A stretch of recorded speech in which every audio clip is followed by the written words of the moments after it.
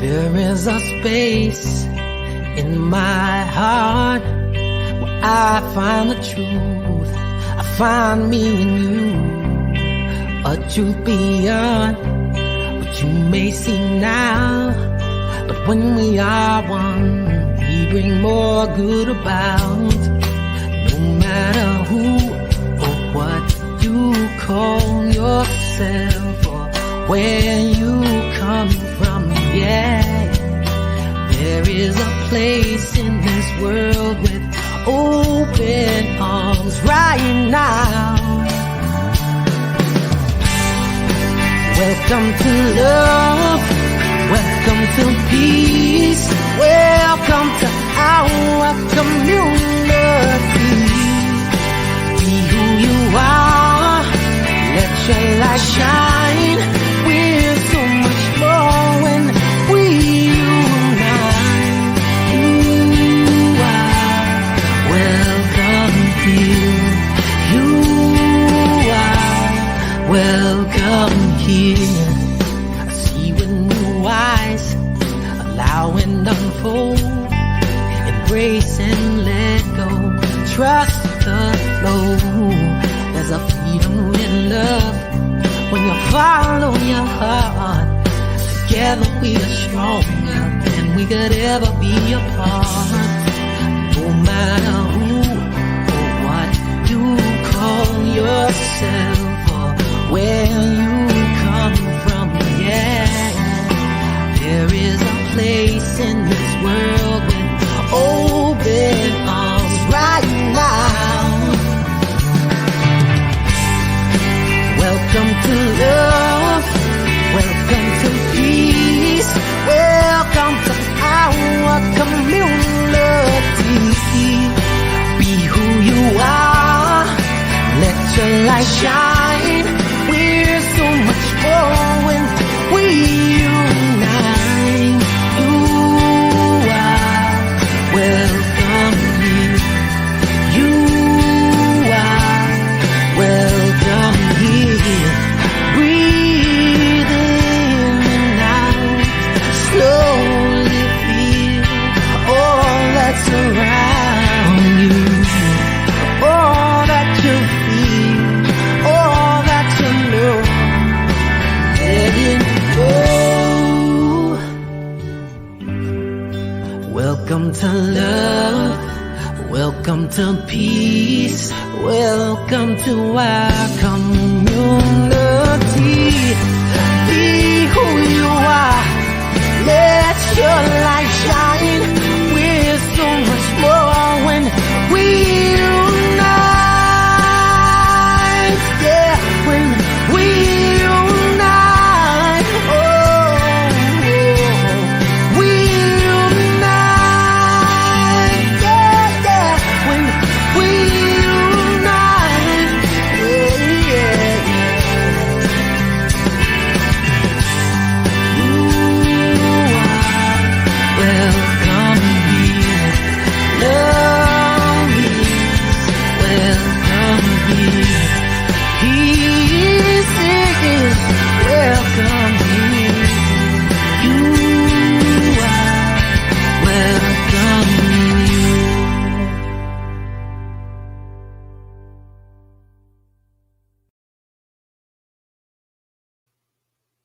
Welcome to Center for Spiritual Living Ocala. I am Reverend Cindy Grimes, and you are indeed welcome here. I love that song so much. It almost brings me to tears every time I hear it. So I want to welcome you officially, and I think I go this way. And this is who we are at Center for Spiritual Living is our values. This is what we stand for. This is what's important to us. So if this aligns with what is important to you, then you are in the right place. Number one on our list is spiritual growth and practice. That is the reason that we come together and what we are here to do.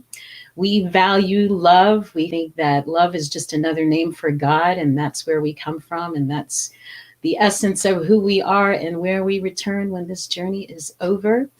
We value appreciation, right? What you appreciate gets larger in your life. So gratitude, community, just being together with your tribe, with your people. And I'm very excited to have some of my tribe here to have a conversation with me this afternoon. We value freedom, and we value creativity and health and wholeness, generosity and financial well-being. All of those things are important to us. And so here is our vision and our mission. We are a model center for spiritual living, as evidenced by the transformational impact we have on our spiritual community, the CSL organization, and the community at large. That means that as a result of being involved with this community, your life starts to change in the way that you want it to change, that it starts to transform. And as we transform, it radiates out, right? Our families transform, our neighborhoods, our community. And so we know that we are doing our job if people's lives are changing, beginning with yours. And our mission is to empower individuals to awaken to the power and presence that lies within and all around them so they may live their best lives. And what that means is that we believe that God, this thing we call God, or you may call the universe or creator, or maybe not even have a name for it, that it is within us, that it is part of everything. And what we do is give you the tools to learn how to tap into that and how to use that power to create the life that you love and to live your best life. And so that is what we are about at Center for Spiritual Living Ocala. And this month, we are talking about reimagining. And for the whole year, we have been discussing a book called See No Stranger by Valerie Kaur and the Revolutionary Love Project, which is, let me just pop this up here.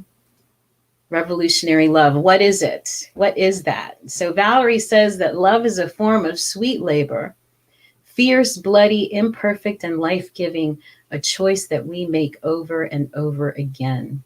It is a love that can be taught, it can be modeled, and it can be practiced. Revolutionary love, not just love, but this revolutionary love is the choice to enter into that labor for others, for people we may deem our opponents, for ourselves, in order to transform the world around us. And so I think it goes beautifully with our mission and vision and who we are at Center for Spiritual Living Ocala. Let me put that back up there again so you can see the compass. And so we started at the beginning of the year with loving others and this idea of wonder. If you see this kind of bullseye looking thing, it goes from the center and radiates out. So we started with wonder. When you can start to wonder about people, that opens the door to greater connection and relationship. And then we talked about grieving for others and the feeling of fighting when we need to. We talked about then moving the compass over to how do we love those people that are on the opposite side of the political aisle, or so many other ways that we can feel like people are our opponents, and how do we love through that? So we talked about rage. In other words, being able to feel our own sense of rage, giving ourselves permission to feel whatever it is that we're feeling in safe places. And we talked about what that looks like. Then we talked about once we've tended to our own wounds, our own needs, that we can then open up to the possibility of tending to others. And so that involves listening, being able to listen to our own needs and being able to listen to the needs of others and those people with whom we may disagree. And that also can be a difficult task. But it leads to the next phase, which is where we are now. We've talked about raging, listening, reimagining is where we are now, reimagining our opponents. And so this month we have been talking about what it means to reimagine and what does that look like? What is that process? And we at Centers for Spiritual Living have a really great process that we use that is called visioning. And it's a little different than visualizing, but I've been inviting different people to have a conversation about that. And today I have two of my dear friends who happen to be really good at this. And so I'm happy that they're here to talk with me this afternoon about it and get some other perspectives. But I'm first going to invite Reverend Rodney Gittens in. And if you've been watching, hi, Rodney. Hello. You know that he is a wonderful friend of Center for Spiritual Living Ocala, and he is the minister at the One Love Center for Spiritual Living in Brooklyn, New York. And if you've not met Rodney before, you're in for a treat. Speak, Rodney. They just have to hear your voice, and they will melt. Greetings, one and all. So I'm going to hand it over to you, Rodney, and let you pray us in for our time together today. Thank you so much, Reverend Cindy. And thank you, one and all, for being here, for being present wherever you are. Even if you're watching this at some later date, I give thanks that you chose to check in. And so I invite you right now to join in right where you are, right where I am, right where we are, in the space of oneness, in the space of recognizing that there's only one power, one life, whatever name, or maybe no name, however we simply just call it God for short. God, all powerful, all knowing, that is everywhere present. This is the power of the Creator that shows up everywhere. It shows up in form, it shows up in music, it shows up in sights and sounds, it shows up everywhere. It shows up as me, as anyone other than me that looks like you. And so I am giving thanks in the here and the right now for this recognition of oneness, for this sense of divine oneness, oneship. And I am also knowing and realizing that today's celebration, this conversation, is most certainly a blessed occasion, for there is within it that is being revealed through this conversation, knowing that the right and perfect words and materials and music and ideas are being expressed for one and all other ones. I am knowing that Reverend Cindy is allowing herself to be an open vessel for the expression of the divine to speak through, as well as Corinne and myself, knowing that there is a shared blessing in the questions and the answers and the discussions and the wonderings and all of the information that is being shared, that is assisting each and every one of us, ones of the one, in benefiting in our lives for our mission and our vision on the planet. And so I give thanks and blessing Valerie Cure, blessing all that has transpired up until this moment for this greater good to be revealed. And so I bless it all. I bless the technology, that it works perfectly. And most certainly all those who are on their way, who are visiting, who are watching Facebook Live or any other means that this might come to them. I am knowing that there is a collective good that is happening from this experience. So I am already have spoken this word, knowing it is already showing up. I'm just reflecting the good that is intended to be, allowing it to show up perfectly, easily, effortlessly, for the greater good, the greater healing, for the greatness that each one is. And so I simply let it be, knowing that it is so good. It is so good right now I invite each and every one to affirm that it is so right now, and so it is, and now it is. Amen. Mm, Amen. Thank you. Thank you. Yes, right we on. are here for the collective good Yes. of all. Absolutely. Thank you so much for that lovely opening, Rodney. So appreciate you. And I'm going to bring in my other wonderful friend here, Corinne Dean. Hi, Hello, hello. Oh, Rodney, I have to say. Well, hello to you, Sydney, Sydney, of course. But Rodney, wow, you got me here and present, and it is so. And thank you. That was beautiful. So, like right now, right? All the wonderful thing, the good, the Right? collective good. It's right here. It's right now. Feel it, Mm, experience it. Yeah, yeah. Awesome. Thank you, thank you, thank you so much for chatting for our chat this afternoon. mhm. So we've been talking about visioning, and you have not been with us this month, but Rodney's been with us a couple of times, Corinne. So, but maybe just for people who are not familiar with visioning or have heard of it, if either one of you wants to just take a stab at that, just to catch people up. Rodney's been here. He's been. He knows the lingo right now. Go for Well, Okay. I it, can Rodney. start it. I can start Okay, it, go. fine, and then Ronnie can kick in whatever I miss. Yeah, sure. Okay, To do it that that way. sounds good. Okay. You ready? Ready? Okay. Well, visioning, as my understanding of visioning, is an opportunity for us to commune with that oneness, right? With the divine presence, with consciousness, with whatever, the one mind, right? And so we settle ourselves in prayer, like Rodney just did. Feel yourself in that power and presence, and then ask the questions. It's not coming into, that presence with already an idea of what I want to have, right? Like visualizing, right? I want a new house. I want a car. I want this kind of relationship, and going down and writing all that stuff down. This is kind of putting it out there to the universe and saying, what is spirit's highest and best for me in this situation, or for our organization, or for whatever it is in this time and place, and see what comes.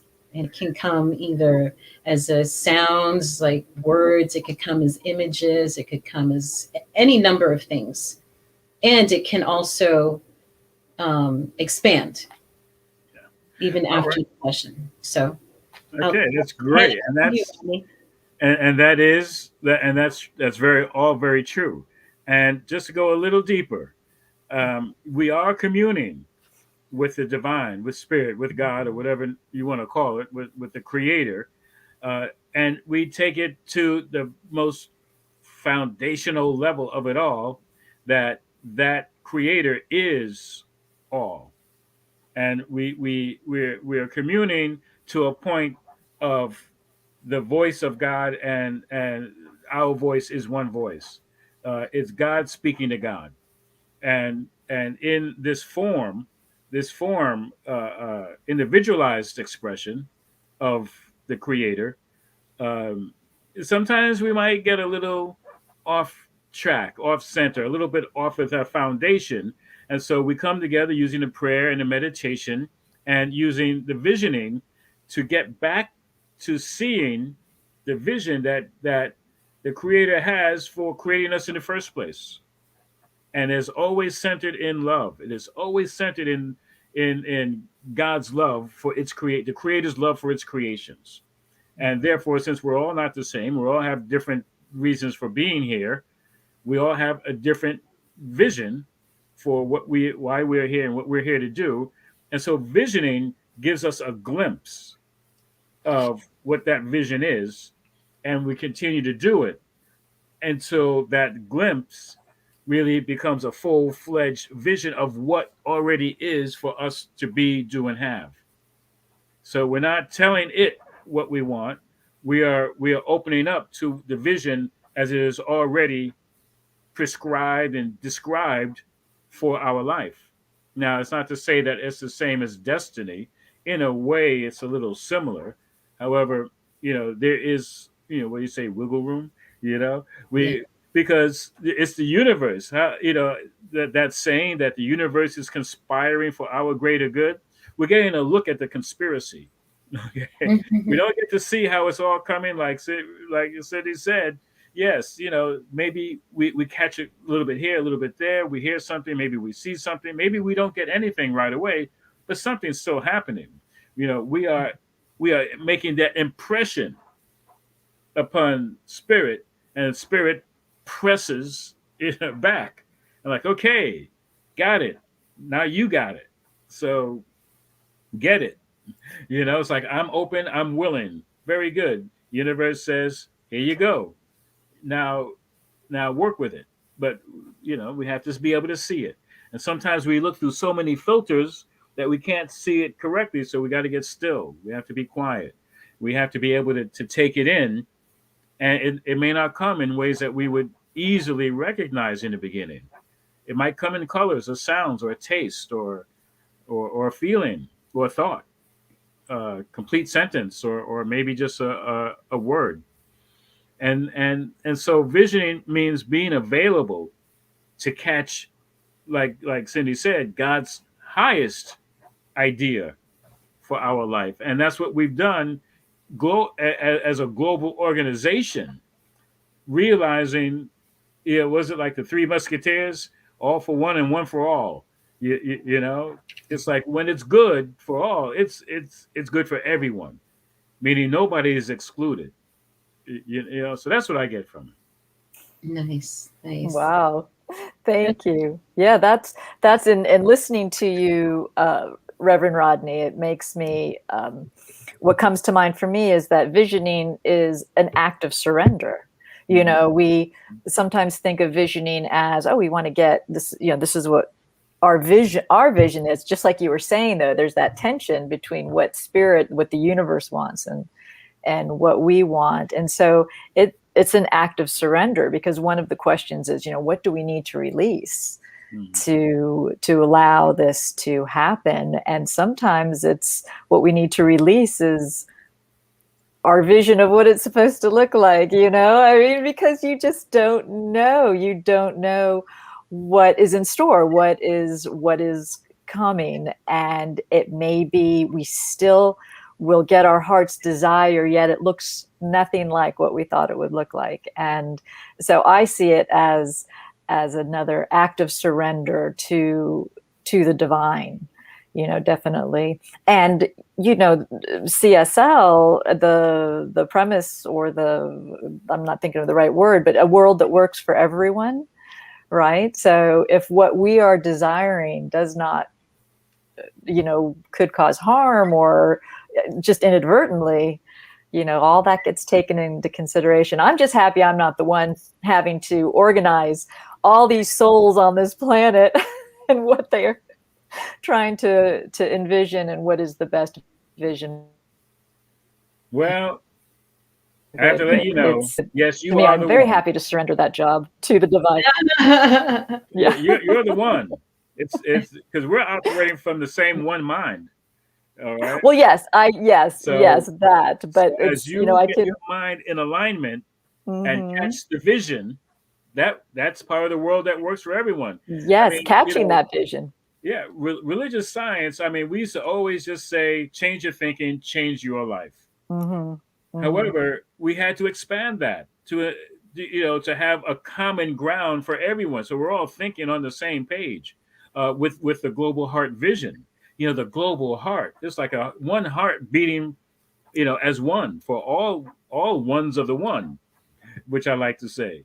And so, yeah, each one of us has the responsibility in not thinking for another, however, right. but operating from that place of visioning for the highest and best for one and all. So what's good for one is good for all. Yeah, so like that's you said, your responsibility. The Three Musketeers. Yeah, now it may not look the same. It's not going to look the same. However, it's going to be good for all. And so I think it was tough. I remember when the global vision was in its drafting stages, and so Corinne, I love what you said about surrender. And the thing that we most need to surrender is like that ego that says, I know, Yes. you Yeah. know, like the ego that's scared of Yeah. of the still small voice. Mm. Hmm. It doesn't want to hear the, it's like, the ego's like, I know, you don't know. We need to listen to the invisible. No, I'm telling you no, we have to surrender our hold, our, our misplaced faith in the ego, which Mm. we're taught, so many of us are taught to listen to that noise, and let the ego take hold and be in control. It'll make you And crazy yeah, if you do that. why we have wars. That's why we have so many Yeah. difficulties. Yeah. And So true. that's why it feels like we're in a hot mess right now. Yeah, Right? Mhm. Because there's all this Mhm. ego that is getting in the way, absolutely. I mean, and it's all fear based. Ego, Yeah. ego and fear work hand in hand. You know, Yes. it's a Yeah. lower frequency that Mhm. that they operate on, and unfortunately, that I have a difficult time believing that there's more of them. They just yell a lot louder. People of peace don't just yell peace all the time. And the Right. noise makers seem to get more attention from each other, and they feel a sense of strength with each other because they're just making more noise. right? But I don't think there's more Exactly. of them. No. I think you're right too. I've actually seen that in rooms, in groups of people where there's maybe a debate about something, or somebody's standing in the front of the room and they say something that really lands like a lead balloon, for most of the room.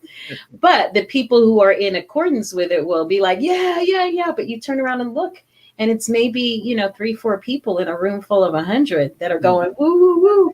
And the other ones Right. are just sitting there kind of, okay, that's very interesting. I've actually seen that happen. Yeah. But I wanted to get back to this, this idea, to bring it back into Valerie's context about how we love our opponents, Hmm. and and so reimagining something that works for everyone, and there are very, very most definitely, certainly people that are on the opposite side of the spectrum from me in a lot of ways, that can feel like my opponents. And sometimes there are even people that are really close to me, right? Loved ones, family members, even, right? That are Oh yeah. way on the other side of what I think is, what I believe, or what I would want from myself or other people. And it really is kind of stunning. And that's also a big part of why I do this work, and why Corinne and I do the peace building work, right? Is to find that peace within our own families and communities. I'm not trying to broker world peace between Palestinians and Jews, right? I just want to have peace, in my house. I want to have peace in the holidays. I want to have peace when we have gatherings for birthdays, whatever. So I guess, I don't know, kind of went off on a tangent there, but I want to know first, what do you think is the role of our imagination, of this whole, kind of this visioning idea, in loving our opponents and fighting injustice? Like, what is the role of imagination in that? And I think you started touching on it, Rodney, just in saying about so many people living in fear, right? Versus the, others. Sure. Well, imagination is, I think, the biggest part of the role, because we have to see something different in see the possibility of something different. We may not know what that is, and imagining reminds me of two things. One is we sit down and we are just allowing our thoughts to be free flowing and free floating, and whatever comes in, and just keep playing on it, and like you mentioned, going on different tangents, and like there's that part of the imagination. However, I think the other part is um, the seeing of what really is possible. And it's like what we talk about magic, because that is a word that comes from imagination, or vice versa. Imagination comes from magic. Um, And so we have this fertile mind with the creative energies and powers of the universe of thought that we get to use, because thoughts are things, as we're taught, and as we and what is that, as a man thinketh, as a person thinks, so shall it become, so shall we become. So we have to use our imagination first and foremost. I mean, we're using it to create hostility. We can certainly use it to create peace. Have peace be revealed. You create the hostility. You can use your imagination to remove the hostility. And therefore show that love is there all the time. We're not going to create love. We're not going to create peace. It's already there. It's like patience. Some people are like, oh, I've just run out of patience. No, you've run out of the patience to be patient. Already there. You got 100% patience. How much are you going to use? It's the same with love. It's the same with joy. It's the same with peace. They're there. It's a fixture. It's 100%. How much are we using? And we have to imagine using it. We have to. That's the role. The role of imagination says, believe that it's there. Like last week, in my practitioner's talk, I brought up the part about Hook, the movie Hook, with Robin Williams, and he was a grown-up Peter Pan, went back to Never Never Land, and did not bring with him that childlike imagination. And all the kids were sitting at the table for a feast, and they're having a good time. And he's like, "What are you guys doing?" He could not imagine the food being there, and he had to do a little bit of work. I think Tinkerbell helped him out. And like, oh, it's there, and he just all of a sudden had to open up to see a different possibility, use his imagination, and then right before him, all of a sudden, there's all this food, and it's like, wow. Then he could fly again, and he could get back to using what we all have, and not just staying in the small box thinking that's all there is. Right. And yeah. So well, I gotta interject. And to fight injustice.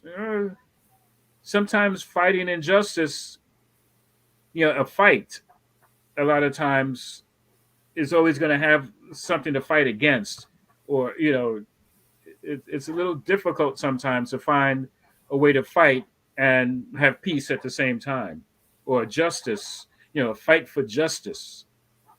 Yeah, it has, on some levels it has to be done. But where are we coming from? I wanted to interject. I wanted to say something, Rodney, what you were saying about us using our imagination, and the fact that we are using our imagination all the time. Some people think that they're not good at it, or I don't have a good imagination, or just like saying I'm not creative. Right. And that really is just a thought process, because the fact is that we are imagining all the time. The thing is that we're imagining the things that we don't want to experience. We're imagining, fear is it's faith used for the idea that the bad thing is going to happen rather than the good thing, right? So you imagine all of the awful things that could happen, or imagining, this is how it's always been. This is how it's always going to be. What's the point of even trying to change anything? That's a big one, because sometimes it does. It's overwhelming, because so many things are set in place. And I think, Rodney, I can't remember the words you used about knowing there's another, not realizing there's another way, when you were talking about Robin Williams, not seeing the food in front of him because it wasn't in front of him. So he didn't realize there was another way of looking at it. And that's our imagination. We need to go in, because sometimes too, we go in, again, there's that idea of surrender. We go in thinking it's going to look a certain way, and sometimes we need to use our imagination to come up with something better, or something more agreeable, or something more, that will affect the greater good. And it might not be what we originally thought, but always willing to see things another way, I think, is a big use of our imagination. especially when dealing with our opponents, because boy, it's easy to go when they're saying, I'm right. I am right on this. And I think that might lead into our next question about, or one of the questions of visioning about what we need to release. And that is maybe the fact that, It's interesting because the phrase that comes up, and I remember when it was really a very popular, is think outside the box. mm-hmm. The box is, our imagination so often is in that box. We can't see outside the box. We think the box is a whole world. We got to pull ourselves back and see that there is a box. Mm-hmm. And how do we think outside of it? And that's where Right. we can use our imagination in the box. It's just we get very limited results. Right. Think of a boxing ring. Mm-hmm. You got two opponents in a boxing ring. Once you're in there, that's it. You can't run too far. You can't either fight or or get knocked out or something. But if we can get outside of the ring, we can see different possibilities. And Right. so as long as we're fighting inside that box, there's little chance that we're going to really succeed, because Mm-hmm. there's only limited possibilities in that box. So we've got to, even if we're not so-called imagining anything yet, at least imagine that you're looking at the box from the outside of it, not from the inside out. Because Right. you're not going to go out. You're just going to see what's in there. Right. Right? Does that make sense? Oh, Yeah. totally. Yeah. Think outside the box. So Always good advice. I wanted to ask you both, but actually we kind of have the answer already, because some people have done a lot of visioning on this question, right? Of what would a world or a nation look like that is rooted in revolutionary love, right? In love of all, like see no stranger, right? I love you because you're a part of me that I don't know yet, right? So what what that love would look like in the world if we could put it to words.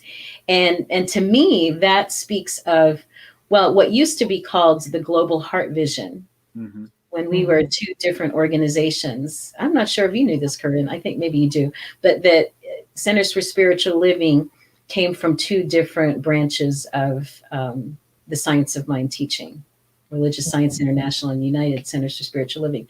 So the Global Heart Vision came out of one of those areas, and then as the organization came together, they dropped the word heart and just called it the Global Vision. Oh. I really love the idea of putting heart to it, because we're science of mind, and I Right.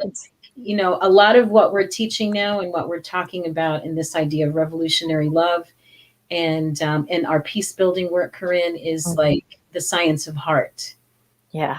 Right? We're talking science of mind, science of heart. Put them together, and that's the path. That's the Never recipe. take heart from the never take heart from the equation. And I really like that.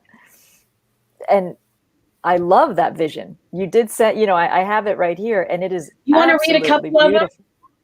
Would you read a few of them just so people can hear it? You want me to read some, or did you say I missed it? Got them up there. Sure. Take it from the top. Okay, because sorry, my internet kind of cut in and out, so I kind of missed.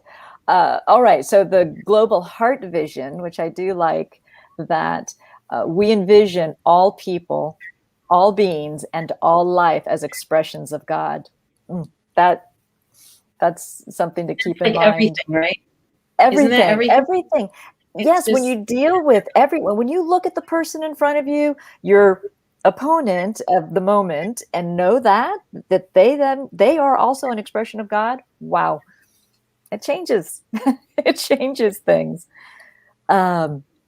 Okay, we see a world in which each and every person lives in alignment with his or her highest spiritual principle, emphasizing unity with God and connection with each other. A world in which individually and collectively we are called to a higher state of consciousness and action. And let me do the next one too. I love this. We envision humanity awakening to its spiritual magnificence and discovering the creative power of thought. A world where each and every person discovers his or her own personal power and ability to create an individual life that works within a world that works for everyone.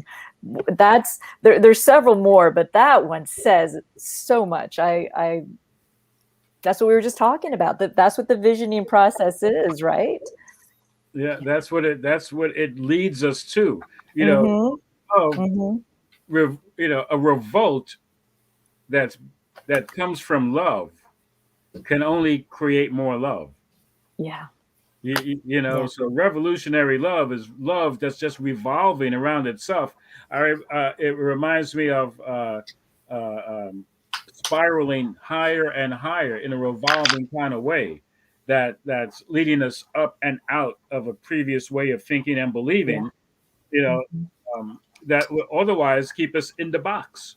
It's got to be upward spiraling, revolving. That's the revolution.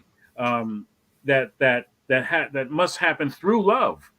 And the three that you read is all about being for each other.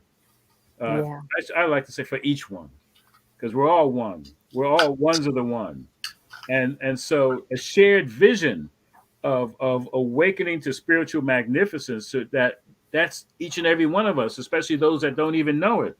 Right. That's where the love comes in. Yeah. Because we've just got to love them. In the 12-step world, there's a saying that says, "Let us love you till you learn to love yourself."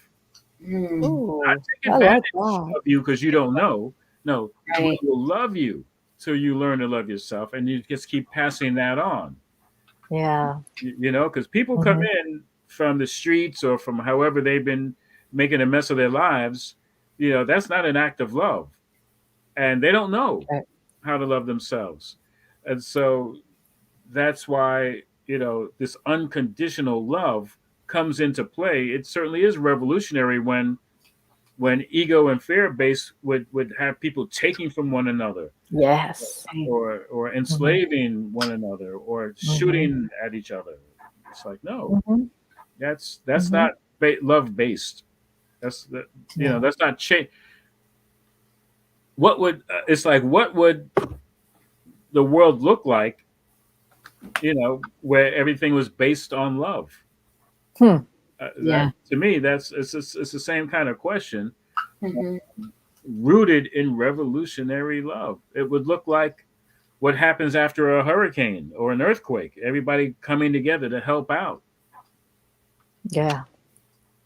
That's a great visual, especially with what's happening. And I haven't looked, but I'm praying that all is well in Louisiana. So I haven't seen the results of the latest hurricane, but that's a great example, and a world in where love is the main, a revolutionary love, a world of revolutionary love. I guarantee the fear levels would definitely be decreased. Yeah. And anger, because even though anger can be a healthy emotion when it's you to help another, but definitely would be a more beautiful world, a world of revolutionary love. Rodney, are there any of those in the global vision that speak to you? Well, yeah. I'll do the next two. It says, we envision a world in which we live and grow as one global family that respects and honors the interconnectedness of all life. A world where this kinship with all life prospers and connects through the guidance of spiritual wisdom and experience. And I love that, because it just has us like, okay, we got the same mother and father. We're one family. And then the next one is, we envision a world where personal responsibility joins with social conscience in every area of political, corporate, academic, and social sectors, providing sustainable structures to further the emerging global consciousness. It's an agreement that says we're not different. We're all, yes, we operate, for different aspects of society, but it's all for the common good. And it's a personal responsibility. We all say yes to it, regardless of I'm a politician or a social worker or a teacher or a parent. We it's all, again, it's all for one and one for all. That, that to me, that is,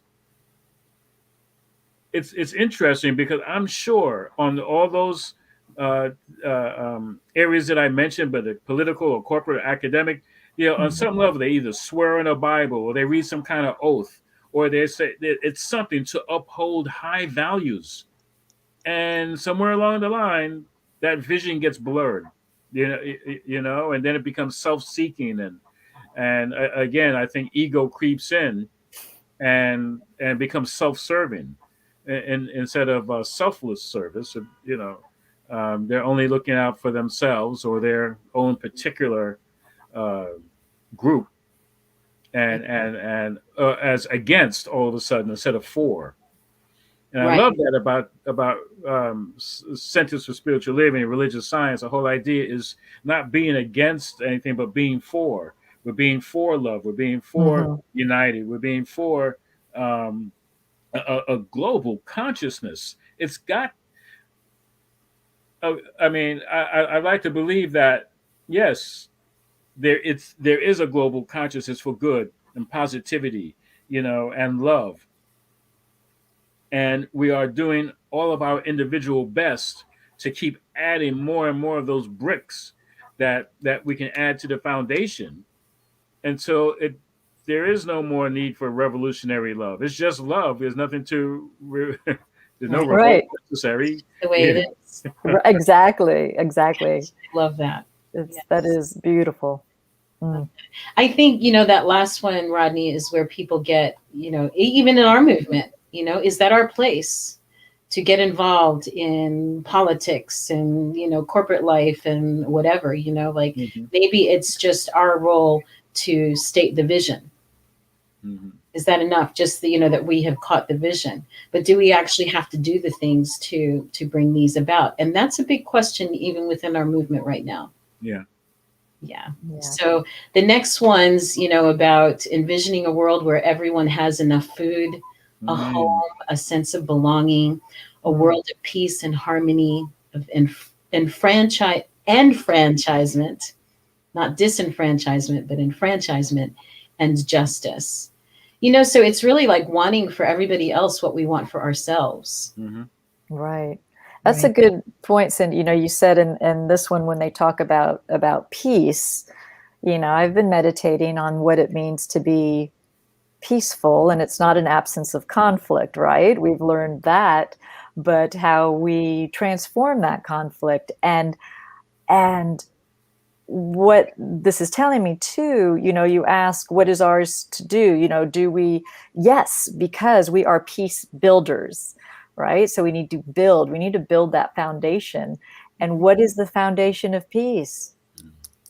It's right here. We start with ourselves. So all these beautiful, I mean, I really love this vision and all the things that CSL, holds in their global heart vision. But that's working on ourselves. And that's how we build the foundation of peace that we can build into our society. But it is ours. Yeah, absolutely. It's removing any belief in fear that there's not enough. Like, oh, not enough. Now, so much of it, unfortunately, is economics, like the control of economics. Like, I couldn't remember. It just blows my mind to see when I learned that the government was paying farmers not to grow food. Or they grow the food and it just goes to waste because you have to control the economy, so so they can keep prices at a certain level or raise them or lower them however they see fit. Yeah. It's like, well, wait a minute, we can feed people. Why do we have to not grow food or destroy food? And so part of it is that as well. It's like, listen, the farmers want to grow the food. They'll be okay. If there's a lot, they'll still get paid. They'll be able to farm. That's what they want to do. and and um, and I'm sure it's the same in other areas where people are being told no, don't provide this service, don't provide these products because we want to control the economy. I'm sure it's not just this country. Well, I'm Yeah. not 100% sure. However, I wouldn't be surprised if it's in other countries as well. Well, you know what? It's we're coming up on our time. We're not and we're not going to solve that world issue. Well, we don't have the time. We don't have time to talk economics now. Okay, Yes, we're going to solve it. One person, do one it. thought, one belief. Remember, believing is seeing. That's the That's envision. right. Well, you know, and that's, I think this, to me, this vision is so beautiful. It really is, you know, to get people even thinking like, is that Yes. possible that everybody could have a home?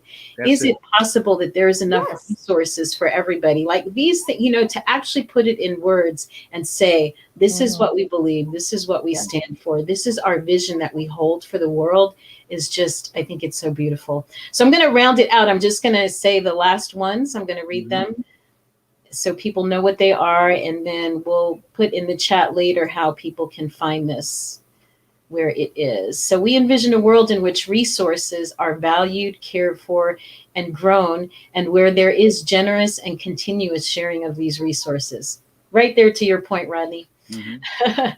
We envision a worldwide culture in which forgiveness, whether for errors, injustice, or debts, is the norm.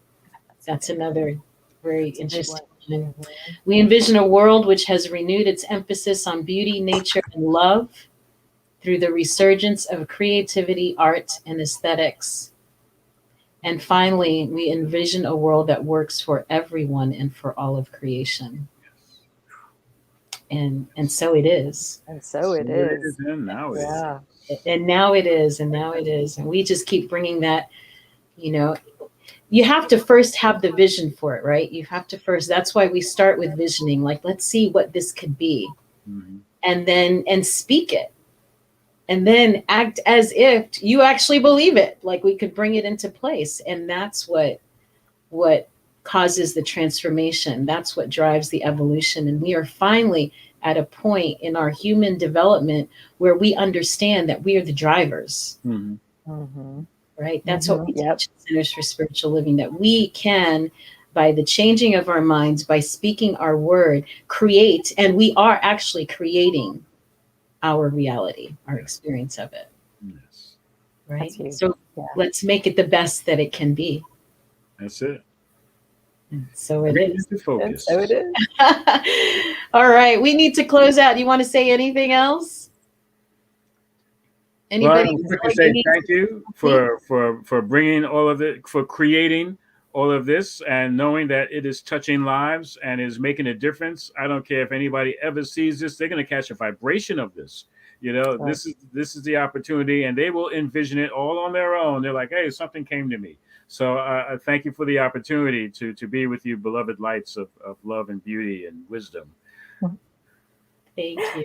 And thank you. And yes, thank you as well for allowing me the opportunity to be on this broadcast and to join in this beautiful conversation. And I would love, you know, I would love to put this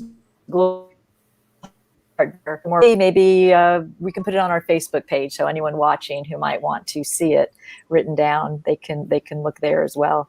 But thank you, Reverend Cindy, Reverend Rodney, for allowing me, without the Rev before my name, to participate in this. It's been an honor. Thank you. Oh, I love you so much. Thank you.